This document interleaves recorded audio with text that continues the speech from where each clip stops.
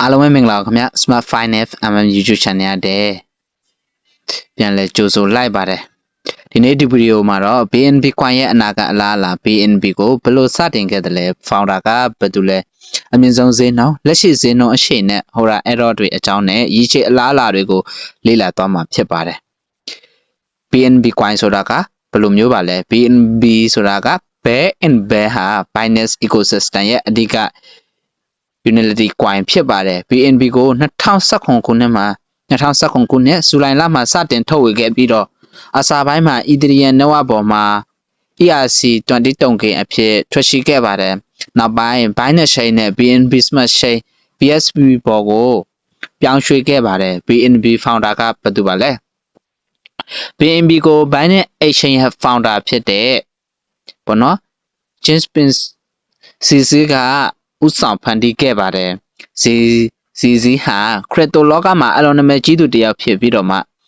Binance ကိုကမ္ဘာအကြီးဆုံး crypto exchange တစ်ခုအဖြစ်တည်ဆောက်နိုင်ခဲ့ပါတယ် BNB ရဲ့အမြင့်ဆုံးဈေးနှုန်း BNB ရဲ့ all time high ADH ကတော့2021ခုနှစ်မေလမှာ690ဒေါ်လာကျော်အထိကိုရောက်ရှိခဲ့ပါတယ် crypto market bull run ရောက်ရှိတဲ့အချိန်မှာ BNB ဟာ ADH အသက်တင်လာနိုင်မလားဆိုတာကို investor အများစုကစောင့်ကြည့်နေကြပါတယ်ယခုလက်ရှိ BNB ရဲ့ဈေးနှုန်းဟာဆိုရင်$900ဝန်းကျင်မှာအယောင်းအဝယ်ဖြစ်နေပါတယ်ဈေးနှုန်းကတော့ market အခြေအနေပေါ်မူတည်ပြီးတော့မှနေ့စဉ်ပြောင်းလဲနေပါတယ် BNB ဟိုရာတွေအတွက်ကတော့ error အခွင့်အရေးတွေလည်းရှိပါတယ်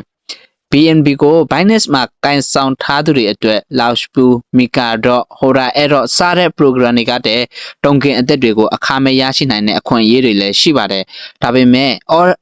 error တိုင်းကိုမရနိုင်သလို Binance သတ်မှတ်ထားတဲ့စီကံချက်တွေနဲ့ကိုက်ညီဖို့လဲလိုအပ်ပါတယ် BNB ရဲ့အနာဂတ်အလားအလာကဘယ်လိုမျိုးရှိပါသလဲ BNB ရဲ့အနာဂတ်ကိုအထောက်အပံ့ဖြစ်စေတဲ့အချက်တွေကတော့ Binance Ecosystem မှာဆက်လက်ကြီးထွားနေခြင်း BNB Smart Chain ပေါ်မှာ project အသစ်တွေတိုးလာခြင်း BNB Coin program ကြောင့် supplier လျော့နည်းလာခြင်း DeFi နဲ့ AI နဲ့ game တွေ real world asset တွေဖြစ်တဲ့ RWA project တွေတိုးတက်လာခြင်းဒီအချက်တွေကြောင့် BNB ကိုရည်ချေစောင့်ကြည့်တဲ့ coin တစ်ခုလို့လူအများကသုံးသပ်ကြပါတယ်သတိပြုရန်အချက်ကိုပြောပြစေခရစ်တိုယင်းနှိမ့်မြုပ်နှံမှုဟာအမြတ်ရနိုင်တယ်လို့ဆုံးရှုံးနိုင်ကြလဲရှိပါတယ်ဒီဗီဒီယိုဟာငွေကြေးယင်းနှိမ့်မြုပ်နှံမှုအကြံပေးခြင်းမဟုတ်ဘဲပညာပေးရွယ်ချက်ဖြစ်တာလှုပ်ဆောင်ထားခြင်းဖြစ်ပါတယ်ယင်းနှိမ့်မြုပ်နှံမီကိုယ်တိုင်လေးလာသုံးသပ်ပြီးဆုံးဖြတ်ဖို့ကိုအကြံပြုလိုပါတယ်အဆုံးသတ်အနေနဲ့ပြောရရင်တော့ယခုဒီဗီဒီယိုကိုကြည့်နေတဲ့မိတ်ဆွေတို့ရော BNB ကိုကင်ဆောင်ထားပါသလားကင်ဆောင်ထားတယ်ဆိုရင် comment မှာ yes လို့ရေးပေးခဲ့ပါအောင်ခရစ်တိုနဲ့ငွေကြေးဆိုင်ရာအသိပညာတွေကိုမြန်မာလိုအမြဲလေ့လာခြင်းနဲ့ဆိုရင်တော့ Smart Finance MM ကို like subscribe လုပ်ပြီး notification bell ကိုနှိပ်ထားဖို့မမေ့ကြပါနဲ့ကြည့်ရှုပေးတဲ့အတွက်အားလုံးကိုကျေးဇူးတင်ပါတယ်နောက်ဗီဒီယိုမှာပြန်လည်ဆုံတွေ့ကြပါမယ်